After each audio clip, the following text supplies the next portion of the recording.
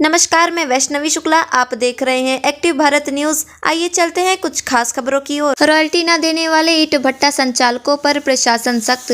शासन के आदेश पर खनिज विभाग एक बार फिर रॉयल्टी न देने वाले ईंट भट्टा संचालकों पर सख्ती दिखाना शुरू कर दिया है। शनिवार को विभागीय अधिकारियों ने चौरी थाना क्षेत्र के कोम और सुरियावा में गणेश राय पहुंचकर ईंट भट्टों का निरीक्षण किया गया।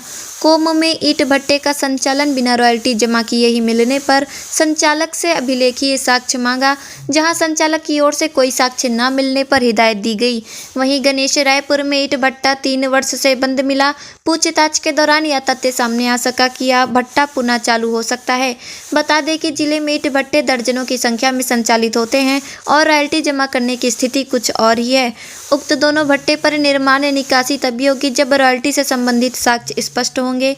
जिला खान अधिकारी अरविंद यादव ने बताया कि संचालक ईंट भट्टों को चलाने के लिए ऑनलाइन व्यवस्था से रॉयल्टी को 100% जमा करवाना प्राथमिकता है। सब कुछ शासन की नज़र में है। यह निरीक्षण आगामी दिनों तक चलता रहेगा।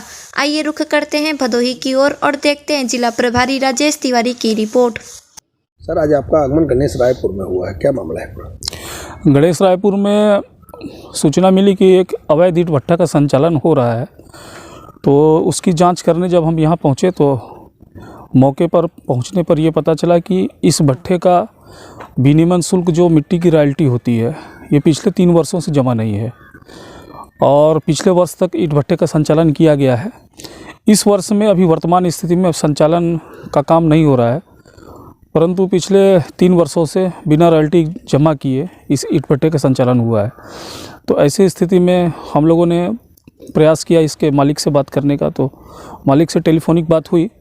मालिक ने कहा है कि हमारा जमा तो नहीं हुआ है, तो हम लोगों ने उनको मौखिक तौर पे कहा है कि आप जितना बकाया है सारा जमा कर दें और अन्यथा की स्थिति में आपके ईंट भट्टे से कोई ईंट का निष्कासन का कार्य नहीं होगा, और मौखिक तौर पे कह दिया है। और लिखित तौर पे हमने अभी सुपुर्दगीनामा बनाया है थानाध्यक्ष सुरियावा के नाम से। वहाँ जाकर भी हम लिखित तौर से इसकी सूचना थाना पे दे देंगे और थाने से ये कहेंगे कि जब तक ये पूरी रॉयल्टी न जमा करे तब तक यहाँ से कोई भी कार्रवाई निष्कासन की, जैसे ईंट निकालना, विक्रय करना, ये सब न रहे। जैसे ये पूरा जमा कर देगा उसके बाद ये इसको फिर से चलाने का परमिशन दे दिया जाएगा।